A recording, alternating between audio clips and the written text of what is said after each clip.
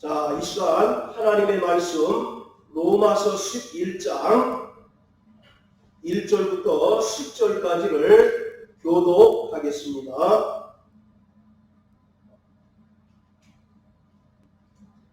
그러므로 내가 말하노니 하나님이 자기 백성을 버리셨느뇨? 그럴 수 없느니라. 나도 이스라엘인이요 아브라함의 씨에서 난 자요 베냐민 지파라. 하나님이 그 위대하신 자기 백성을 버리지 아니하셨다니 너희가 성경이 이스라엘이라고 말한 것을 알지 못하느냐?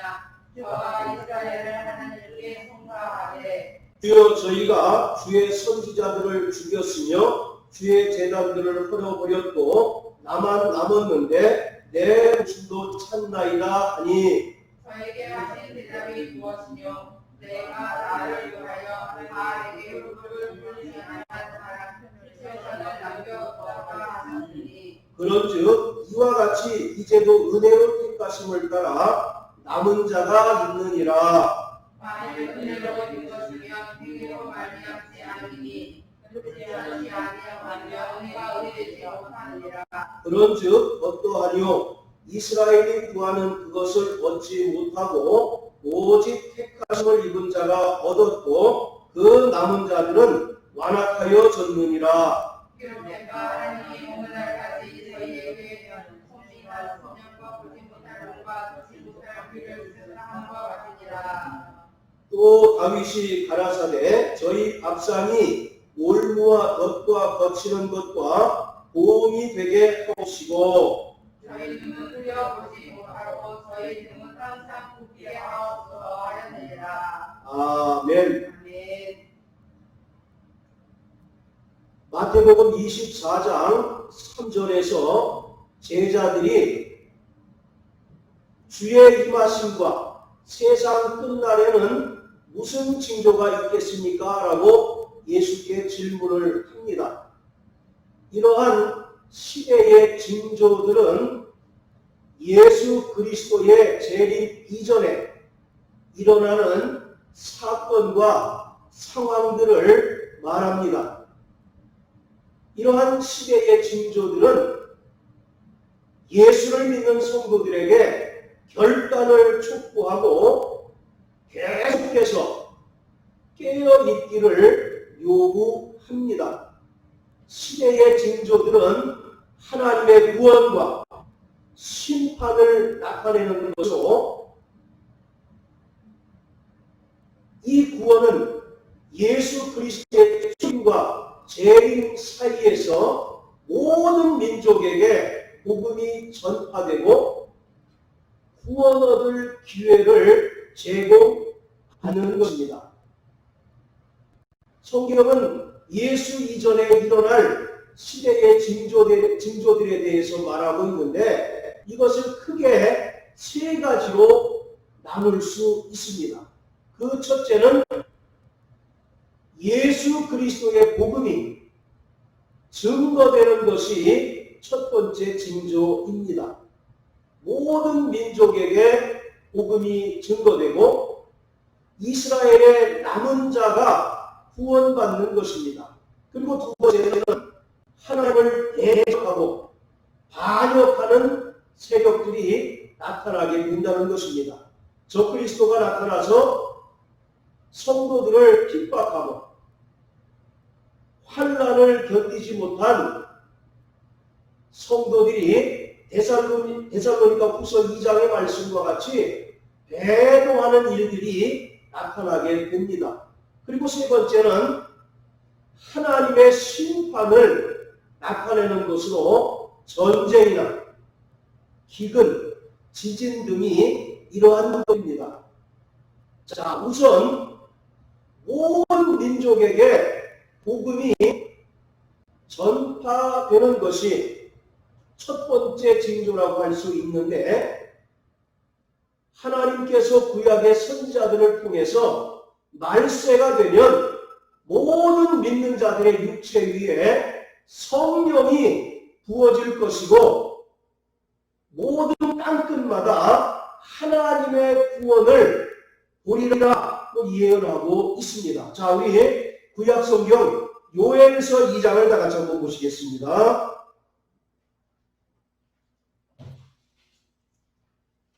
요엘서 2장 28절 29절.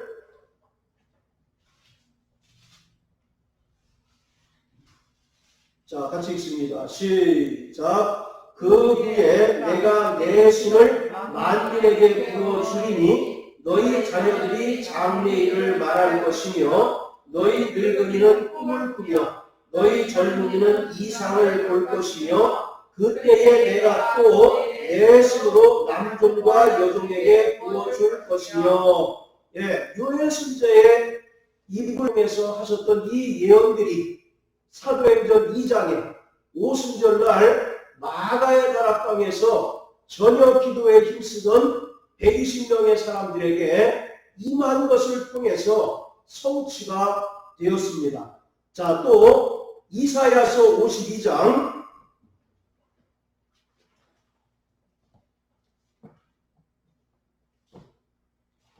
이사야서 52장 10절입니다. 자, 같이 읽습니다. 시작. 여호와께서 열방의 목전에서 그 거룩한 팔을 나타내셨으므로 모든 땅끝까지도 우리 하나님의 구원을 보았도다. 이미 모든 민족에게 복음이 전파되고 충만한 수가 구원 얻게 될 것을 구약의 선지자들을 통해서 예언하고 있습니다. 또 마태복음 24장 14절에서 예수 그리스도도 천국 복음이 온 세상에 전파되어야 하리니 그제서야 끝이 올 것이다 라고 말씀하고 있습니다. 그리고 이스라엘도 분명히 모든 민족 안에 포함되기 때문에 이스라엘에게도 왕성하게 복음이 증거되고 그들 중에 남은 자들이 구원을 얻게 될 것입니다. 자, 또 마태복음 10장을 한번 다 같이 보십시오. 마태복음 10장 23절. 자, 같이 읽습니다. 시작. 이 동네에서 너희를 핍박하거든 저 동네로 피하라. 내가 진실로 너희에게 이르노니 이스라엘의 모든 동네를 다 다니지 못하여서 인자가 오리라. 예, 이스라엘에 대하여 예언하시기를 이스라엘의 모든 동네를 다 다니지 못해서 인자가 올 것이다 라고 말합니다. 이것은 장소적인 측면으로 이해하기보다는 이스라엘에게도 복음이 왕성하게 전파되어야 할 것을 말하고 있는 것입니다. 자, 이와 같은 이스라엘 백성들이 구원 얻는 것이 예수 그리스도 재림하시기 이전에 나타날 징조라고 하는 것입니다. 그래서 바울은 로마서 9장부터 11장까지 이스라엘의 구원의 문제를 심도 있게 다루고 있는 것이에요. 자, 그리고 바로 이 시대의 두 번째 징조가 뭐냐? 아까 말씀드린 것처럼 하나님을 대적하는 무리들, 그리고 또 많은 그리스도인들이 믿음에서 떠나고 배도하는 일들이 있게 될 것입니다. 그리고 세 번째는 하나님의 심판이 있음을 우리에게 보여주는 것으로 전쟁이나 기근이나 지진이나 또 질병이 창궐하는 그러한 현상들을 통해서 우리는 분명히 예수 그리스도가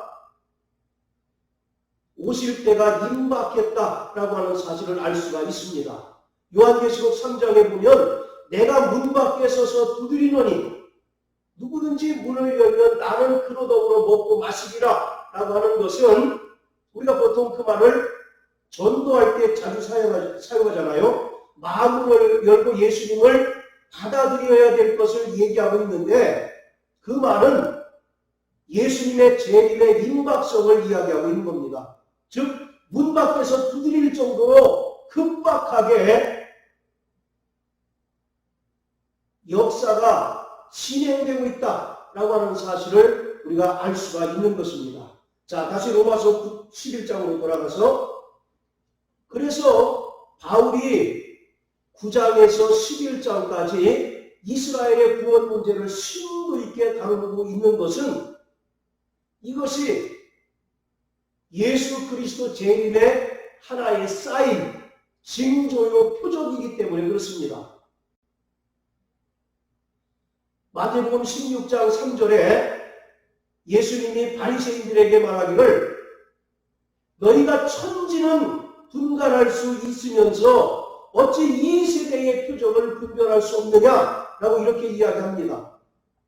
특히 우리가 코로나 시대를 맞이해서 여러 근거 없는 낭설들로 인해서 믿음의 사람들도 굉장히 혼란스러운 이때를 살고 있는데 바로 성경은 분명히 예수님의 재림 시대에 있게 될 징조들에 대해서 말씀하고 있습니다. 그 가운데 하나가 이스라엘의 많은 숫자가 중품으로 돌아오고 구원받는 것을 통해서 우리는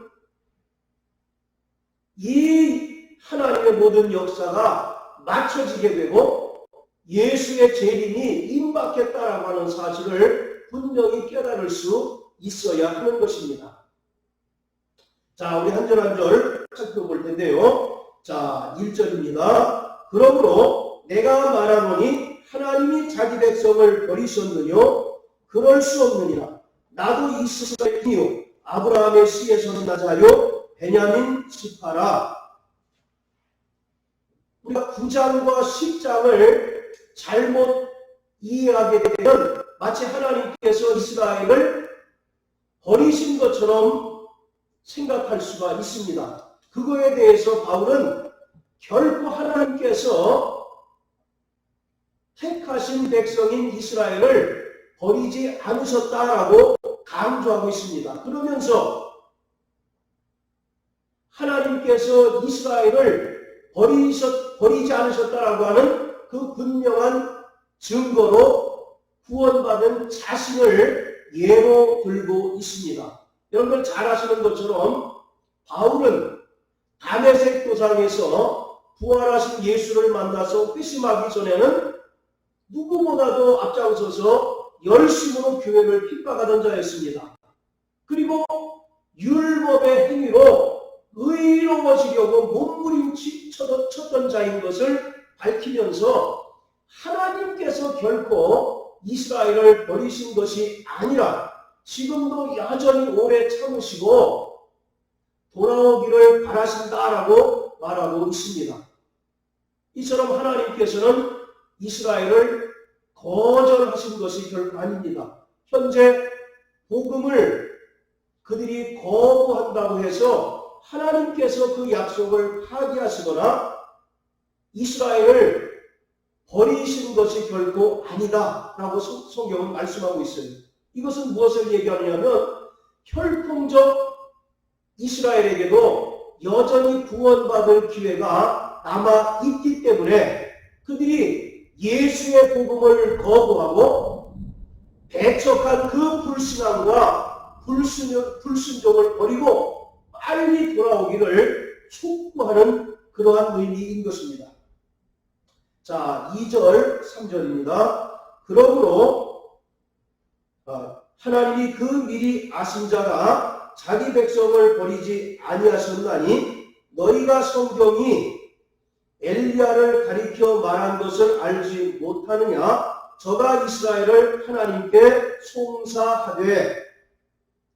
바울은 시편 94편 14절을 인용해서 하나님께서 이스라엘을 절대 버리지 아니하셨다라고 하는 사실을 강조하고 있습니다. 그러면서 또 한 사례를 드는데 구약의 엘리야 선지자를 그 예로 들고 있습니다.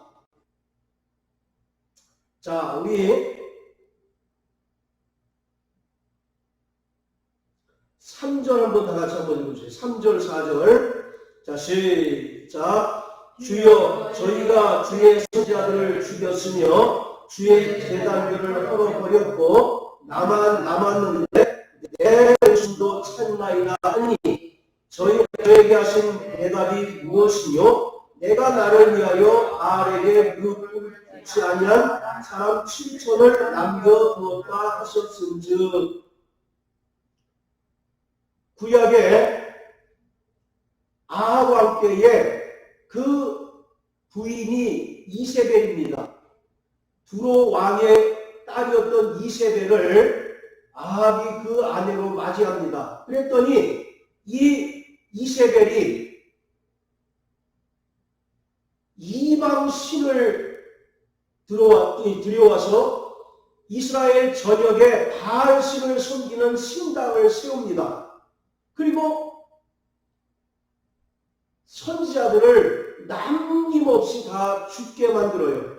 그리고 겨우 한 명이 남았는데 그게 바로 엘리야인 것입니다. 그래서 열왕기상 18장에 보면 엘리야와 바알 선지자 450명이 갈멜산에서 영적인 대결을 벌이는 장면 여러분들 기억하실 겁니다. 아까 제단을 쌓아놓고 그들의 신을 부를 때 먼저 하늘에서 불이 떨어지는 쪽이 이기기로 이제 정하고 서로 자신들의 신을 불러요. 그때 바알 선지자들이 자신의 신을 부릅니다. 그랬더니 불이 내리지 않고 묵묵부답이었어요. 그 이후에 엘리야가 기도하고 하나님께 간구했더니 하늘에서 불이 내려서 그 모든 제단을 이제 불태웁니다. 그때 엘리야가 바알 선지자들을 모두 다 죽입니다. 그리고 나서 19장에 보면 이세벨이 엘리야를 이제 잡아서 죽이려고 하는 그러한 장면이 나옵니다. 자, 여러분 열왕기상 19장 한번 보세요.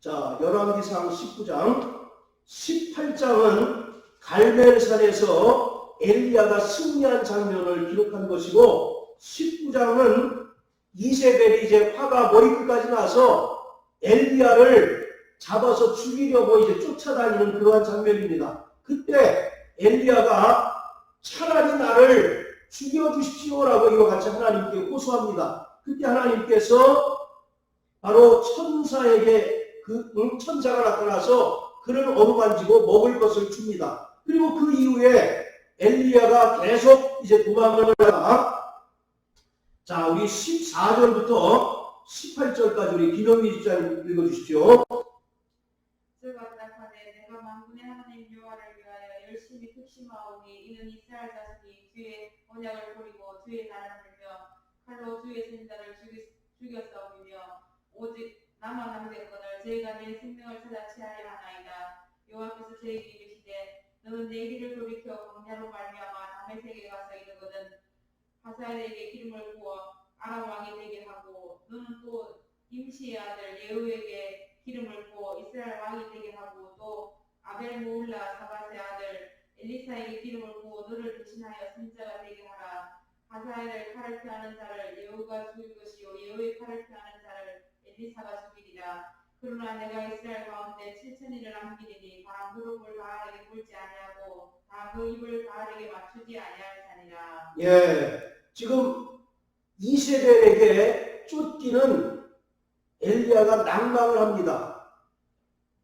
모두 다 죽고 나 하나만 살았구나 이와 같이 이제 낭망합니다. 그런데 하나님께서 그에게 말씀하시기를 생존자가 너만 있는 것이 아니라 18절의 말씀처럼 바알에게 무릎 꿇지 않고 그 입을 바알에게 맞추지 아니한 즉 바알을 숭배하지 않은 7,000명을 남겨두었다라고 말하고 있는 것입니다. 이처럼 하나님께서는 이스라엘에게 여전히 남은 자들을 찾으신다라고 말하고 있는 것입니다. 바울 혼자만 구원받은 것이 아니라 하나님께서 엘리야 시대에 바알을 숭배하지 않은 7,000명을 남겨두셨던 것처럼 오늘날도 이스라엘 백성의 마음이 완고하고 혼미하여서 복음을 받아들이지 않지만 그 가운데 예수 그리스도의 복음을 듣고 회개하여 구원받을 남은 자들을 여전히 남겨두신다고 하는 사실을 엘리야의 사례를 통해서 말씀하고 있는 것입니다. 여기서 이 남은 자라는 것은 많은 수를 가리킵니다. 단 7,000명만을 가리키는 것이 아니라 많은 숫자를 가리키는 것이고 또 이 7이라고 하는 숫자, 여러분 이 계시록에 보면 7이라고 하는 숫자가 반복해서 나오지 않습니까? 이 7이라고 하는 것은 완전수입니다. 완전수. 그래서 딱 7,000명만 구원받는다라고 하는 그런 의미가 아니라 완고하고 완악한 이스라엘 중에 많은 자들이 주께 돌아와 회개하고 예수를 믿고 구원받을 뿐만 아니라 그들이 예수 그리스도 안에서 끝까지 믿음을 견고하게 지키게 될 것이다 라고 말하고 있는 거예요. 그러니까 이 7,000이라고 하는 숫자는 종말론적인 바로 그러한 의미인 것입니다. 지금은 이스라엘의 마음이 닫히고 마음이 혼미케 됨으로 인해서 복음을 받아들이지 않지만 하나님께서 그들의 마음을 감동하셔서 그들이 복음을 받아들임으로써 상당히 많은 숫자가 구원을 얻게 되고 그들이 최후까지 끝까지 그 믿음을 견고하게 지키게 될 것이다 라고 말하고 있는 거예요. 그래서 바울이 이렇게 엘리야와 또 남은 자에 대해서 이야기하고 있는 것은 결코 하나님께서 이스라엘을 버리시거나 이스라엘에 대한 그 약속을 파기하신 것이 아니라 여전히 하나님께서는 이스라엘을 사랑하시고 여전히 오래 참으시고 인내하셔서 그들이 돌아오기를 바라신다라고 말하고 있는 것입니다. 자, 다시 로마서 11장으로 들어갑니다.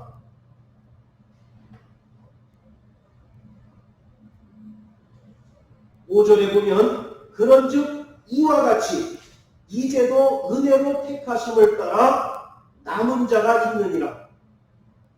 이제도라고 하는 말은 과거에도 남은 자가 있었다는 그런 의미가 되겠죠. 과거에 어느 때를 가리키고 있습니까? 그렇죠. 엘리야 시대에 엘리야가 자기 혼자만 남은 것으로 생각하여 낙심하고 좌절하지만 하나님께서는 여전히 영적인 순수성을 유지하는 남은 자를 바로 남겨두셨다라고 이와 같이 말하고 있는 것입니다.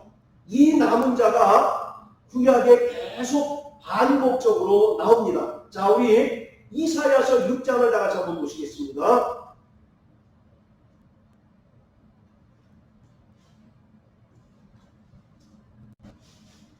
이사야서 6장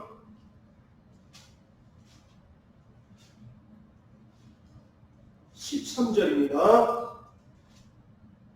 시작. 이사야가 가로되 6장 10장 죄송합니다. 시작. 그 중에 10분의 1이 오히려 남아있을지라도 이것도 삼킨바 될 것이나 밤나무 산수리나무가 배임을 당하여도 그 그루터기는 남아있는 것 같이 거룩한 씨가 이 땅의 그루터기니라. 이 그루터기라고 하는 말이 남자 그런 의미입니다. 지금 이사야 6장의 말씀은 어떤 뜻이냐면 남유다가 바벨론에 의하여 멸망을 당하게 되고 상당수의 많은 이스라엘 백성들이 바벨론으로 포로로 잡혀갑니다. 그러나 하나님께서는 여전히 그 그루터기는 남겨두시다라고 말하고 있습니다. 밤나무, 상수리 나무가 다 배임을 당할지라도 그 그루터기는 여전히 남아있어서 그 그루터기를 통해서 하나님의 뜻이 중단 없이 계속 진행될 것이다 라고 말하고 있습니다. 자, 또 10장을 다 같이 한번 보십니다.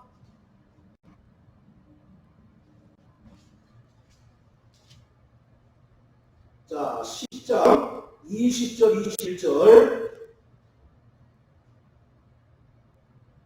자, 시작. 그 날에 이스라엘의 남은 자와 야곱 족속의 피난한 자들이 다시는 자기를 친자를 의뢰치 아니하고 이스라엘의 거룩한 자 여호와를 진실이 의뢰하리니 남은 자 곧 야곱의 남은 자가 능하신 하나님께로 돌아올 것이라. 대다수의 이 이스라엘 사람들이 우상을 섬기거나 또는 멸망하게 될 것이지만 그 가운데 그 숫자는 분명하게 알 수는 없지만 남은 자들이 거룩하신 하나님을 의지하고 또 하나님께로 돌아오게 될 것이다 라고 말하고 있습니다. 그리고 이러한 구약의 남은 자 사상은 선지서들을 통해서 계속 반복해서 말하고 있어요. 이것은 하나님의 놀라운 이스라엘을 구원하시고자 하시는 섭리인 것을 우리가 분명히 알 수가 있습니다. 하나님께서 로마서 11장 25절의 말씀처럼 이스라엘을 완악하게 하신 것은 이방인의 충만한 수가 구원 얻도록 하시기 위함인 것입니다. 그렇다고 해서 하나님께서 이스라엘을 버리시고 이스라엘에 대한 그 약속을 파괴하신 것이 아니라 여전히 하나님의 관심은 이스라엘에게 있고 이스라엘을 사랑하심으로 이스라엘이 복음을 듣고 돌아와서 구원 얻기를 바라신다라고 하는 것입니다. 그러니까 이스라엘의 구원이라고 하는 것은 예수 그리스도 재림의 하나의 시금석이 될 수 있다라고 하는 사실을 우리가 깨달아야만 하는 겁니다. 여러분들도 들으셔서 아시겠지만 지금 이스라엘의 상당수가 구원을 받는다는 그런 얘기들이 들려와요. 어떤 사람은 일상생활을 하는 중에 갑자기 손에 못 박히신 예수님의 형상이 환상으로 나타나서 네가 왜 나를 아직까지 믿지 않느냐라고 하는 음성을 듣고 즉시 무릎 꿇고 예수를 영접했다는 그런 이야기도 들립니다. 이처럼 지금 이스라엘의 상당수가 많은 무리가 주님 품으로 돌아와 구원받는 그런 역사들이 나타나요. 그것은 하나님께서 이제 이방인을 위하여 그 마음을 혼미케 하시고 완고하게 하셨던 이스라엘이 이제는 하나님의 섭리에 의해서 많은 수가 주님을 영접하고 구원받는다라고 하는 사실을 말하고 있는 겁니다. 이것을 통해서 우리는 서두에도 말씀드렸던 것처럼 주님의 재림이 임박했다라고 하는 겁니다. 오늘 유튜브를 통해서 여러분들 보셔서 아시겠지만 여러 가지 재림의 징조에 대해서 말하는 사람이 대단히 많습니다. 미국이 예루살렘에 제3성전을 지을 것이다. 그런 얘기들을 이제 많이 듣죠. 그게 바로 재림의 징조다. 이렇게 이야기합니다. 여러분들, 자, 우리 한번 데살로니가 후서 한번 보세요.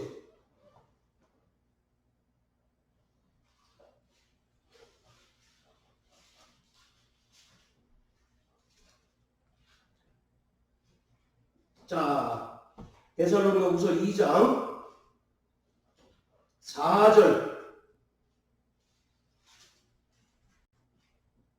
같이 읽습니다. 시작. 저는 대적하는 자나 범사에 일컫는 하나님이나 숭배함을 받는 자 위에 뛰어나 자정하며 하나님 성전에 앉아 자기를 보여 하나님이라 하느니라.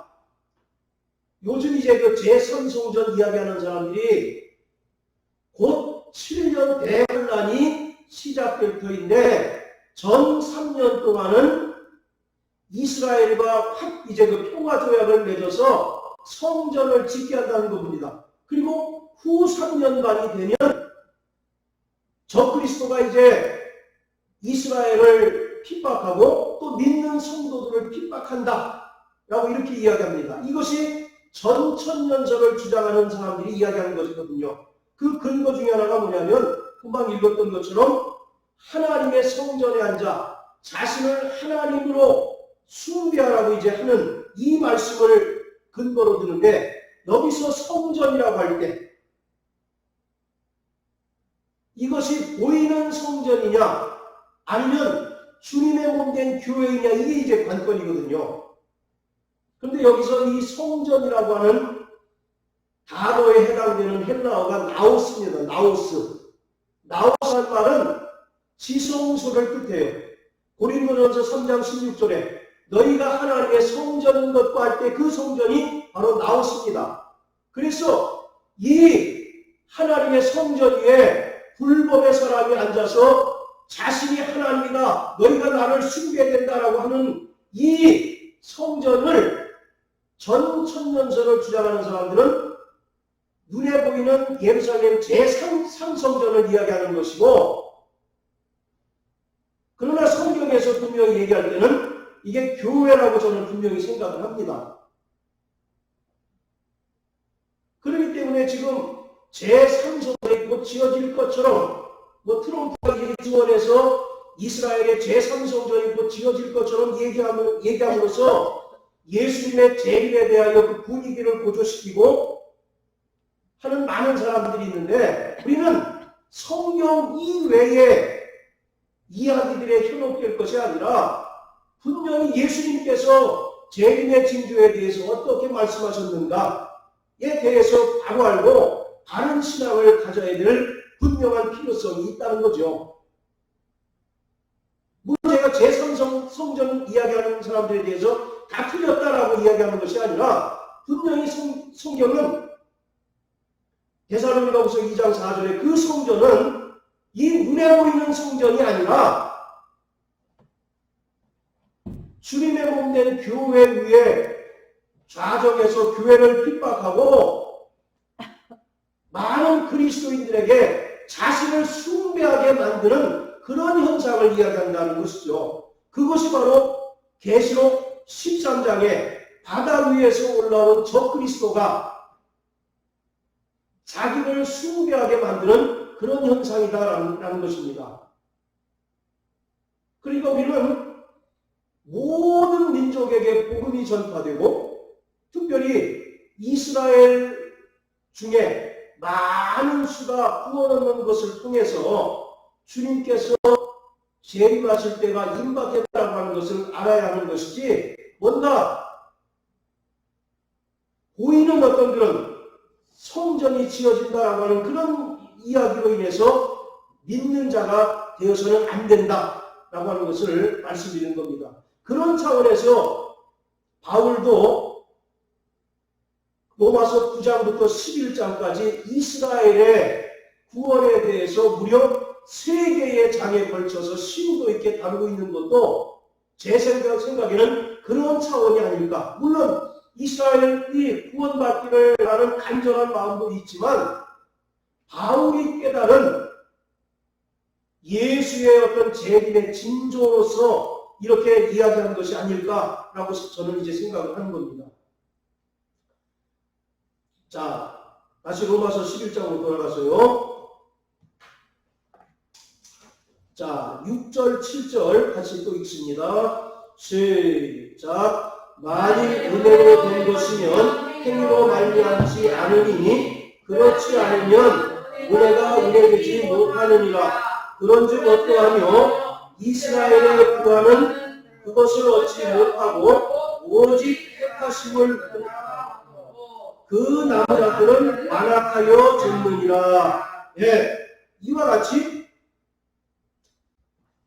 남은 자들이 구원 얻는 것은 그들의 육체의 율법의 행위로 의한 것이 아니라 오직 하나님의 은혜로 구원 얻게 되었다는 것입니다. 그래서 이스라엘 전체가 구원받는 것이 아니라 그 가운데 하나님께서 선택하신 남은 자들만 은혜로 구원함을 얻게 되는 것이고, 그 남은 자를 제외한 이스라엘은 오히려 그 마음이 완악해졌다라고 말하고 있습니다. 자, 우리 8절부터 10절까지 또 읽습니다. 시작. 기록된 바 하나님이 오늘까지 저희에게 혼미한 심령과 보지 못할 눈과 듣지 못할 귀를 주셨다 함과 같으니라. 아멘. 8절은요, 이스라엘의 완악한 심령을 설명하고 있습니다. 그들이 혼미하다는 것이죠. 그들의 심령이 혼미하고 그들의 눈과 귀가 듣지 못하고 보지 못한다는 것입니다. 그런데 여기서 중요한 것은 이스라엘의 마음이 혼미해지고 눈과 귀가 머는 것은 누가 하셨다는 것입니까? 하나님께서 하셨다는 거죠. 이것이 중요한 포인트예요. 결국 이스라엘이 완악해진 것은 하나님의 구원의 섭리다라는 것이죠. 우리 고집자님 25절 한번 읽어주시죠. 11장 25절.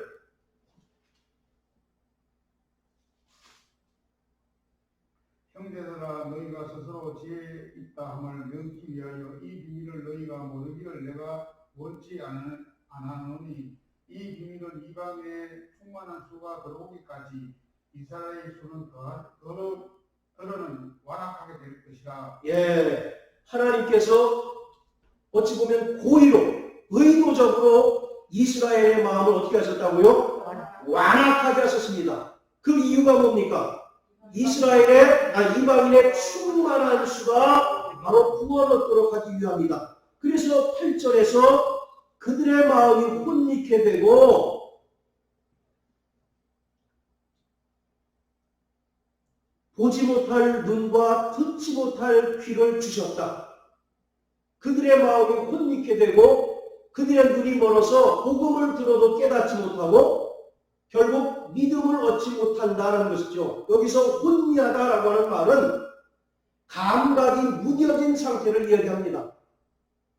꼬집어도 아픔을 느끼지 못하는 것과 같이 감각이 무뎌진 상태를 이야기해요. 그래서 예수가 3년 반 동안 유대인들에게 복음을 전하고 바리새인들에게 복음을 전했지만 오히려 그들의 심령이 더 완고해지고 완악해진 것을 우리가 볼 수 있는 것입니다. 이것은 바로 하나님의 역사였다라고 하는 거죠. 여러분들 고린도후서 4장 4절에 보면 불신자들의 마음을 누가 혼미케 합니까? 이 세상 신들이 혼미케 하죠. 그래서 그들이 영광의 복음의 광채를 듣지 못한 거 아닙니까? 그러나 이스라엘의 마음을 혼미케 하시고 혼미케 되고 또 그들의 눈과 귀가 멀는 것은 이방 신들, 세상 신들이 한 것이 아니라 바로 하나님의 역사로서 이방인들의 충만한 수가 구원 얻도록 하시는 하나님의 구체적인 섭리였다라고 하는 것을 바울은 말하고 있습니다. 자, 그리고 또 9절, 10절 또 다윗이 저희 밥상이 올무와 덫과 거치는 것과 보응이 되게 하옵시고 저희 눈은 휘어 보지 못하고 저희 등은 항상 굳게 없어서 하였느니라. 그들이 얼마나 복음에 대하여 은혜에 대하여 완악하냐면 저들의 밥상이 올무와 덫과 거치는 보응이 되었다라고 이렇게 얘기합니다. 여기서 이 밥상이라고 하는 말은 영어로 테이블을 이야기합니다. 테이블. 시편 23편 5절인가요? 원수의 목전에서 상을 베푸시고, 여기서 이 상이라고 하는 것은 우리가 받는 상장을 가리키는 것이 아니라 밥상을 이야기합니다. 자, 그리고 또 이 밥상에 해당되는 그 헬라어가 또 어디에 쓰였느냐면 달란트 비유에서 예수님께서 한 달란트 받은 자에게 뭐라고 얘기합니까? 너는 차라리 그 한 달란트를 어디에 맡기라고요? 그렇죠. 은혜에 맡겨서 별이라도 취하는 것이 좋을 것 아니냐 이런 말이 있죠. 그 은행이라고 하는 단어도 이 헬라어가 쓰였어요. 왜냐하면 그 당시에 고대에는 은행이 지금처럼 무슨 건물이 있는 것이 아니라 테이블에 돈을 쌓아놓고 돈을 빌려주거나 또는 예금하는 그런 형태였습니다. 그리고 또 여러분들 사도행전 6장에 보면 예루살렘 교회가 공배 문제로 막 심하게 다투죠. 네. 그 공배라고 하는 단어도 테이블이에요. 테이블. 그리고 더 중요한 것은 자 사모님 네. 고린도전서 10장 21절 한번 읽어보세요. 나머지 분들은 들으시기 바랍니다.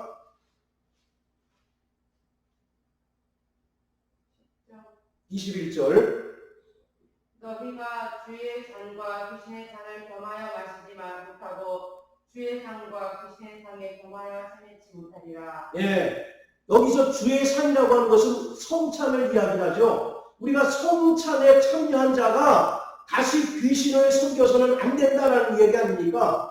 이때도 주의 상도 바로 테이블을 이야기합니다. 그래서 이 밥상이라고 하는 단어가 여러 가지 의미로 해석될 수 있는데 가장 적합한 용례는 주의 상이에요. 주의 상. 여러분 우리가 성찬은 무엇을 기념하는 겁니까? 주님의 죽으심을 기념하는 거 아니에요. 그래서 주님의 죽으심을 오실 때까지 전하는 것이라 말씀하잖아요. 그래서 우리가 예수께서 나를 위하여 그 살을 찢으시고 그 피를 흘려서 나를 구원하신 것을 기념하는 것이 성찬 아닙니까? 그것처럼 이스라엘 백성들은 주의 상이 그들에게 올무가 되었다라는 겁니다.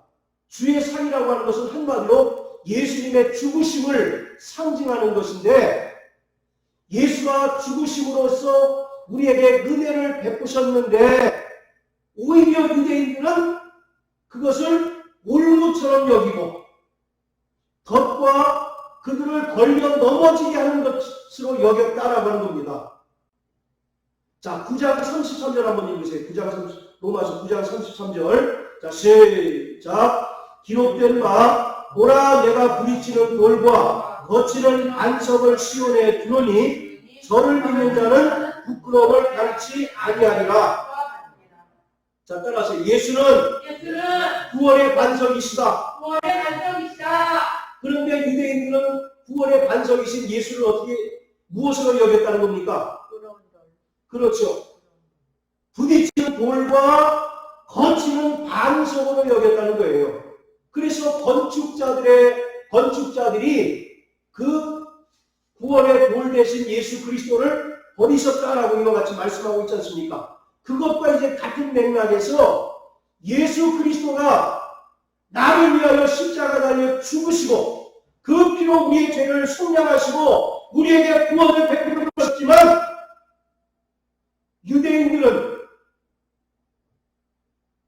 그것을 하찮게 여기고 귀찮게 여기고 또 그것을 자신들을 걸려 넘어지게 하는 올무와 덫과 거치는 것으로 여겼다라고 하는 것입니다.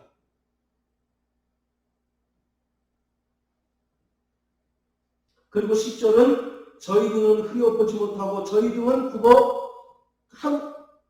항상 굳게 없어서 이것은 끝까지 이렇게 예수의 죽으심에 대하여 거부하고 배척한다면 아무리 하나님의 선택받은 백성 아브라함을 통하여 택하신 백성이라 할지라도 결국은 심판을 받게 된다는 것입니다. 저희 등은 항상 굳게 한다는 말은 심판받는 상황을 설명하고 있는 거예요.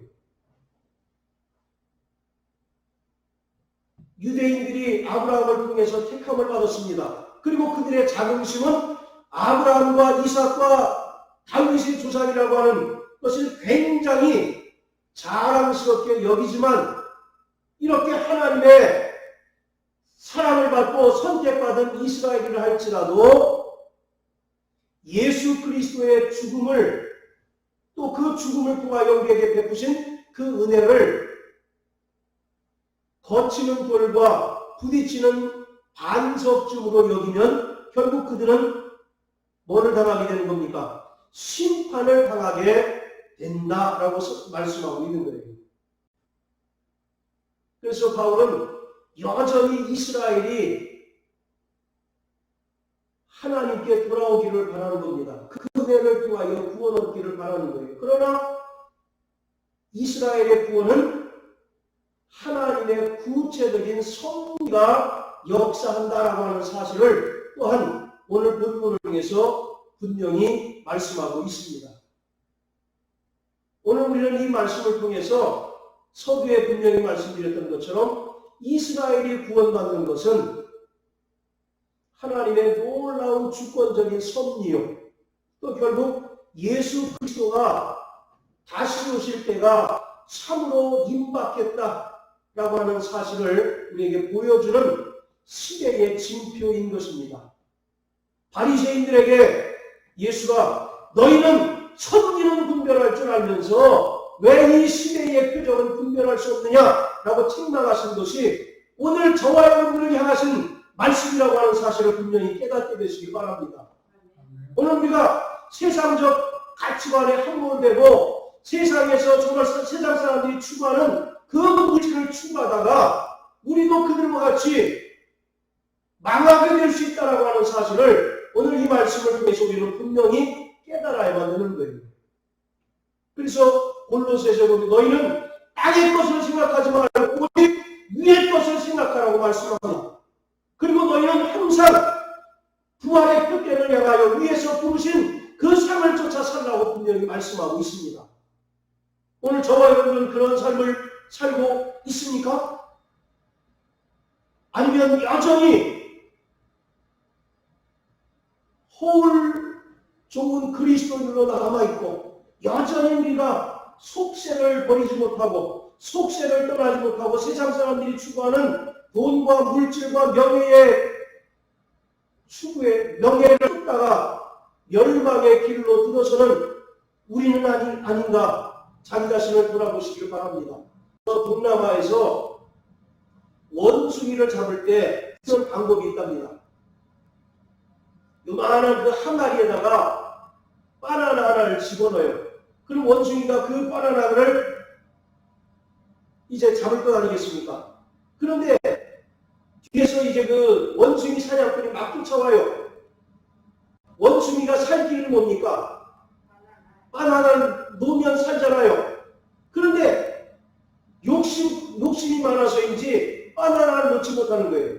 바나나를 잡고는 절대로 그 항아리에서 손을 꺼내지 못하기 때문에 결국은 바나나도 잡지 못하고 사냥꾼에게 그대로 포획당하는 그런 이제 사냥법이 있답니다.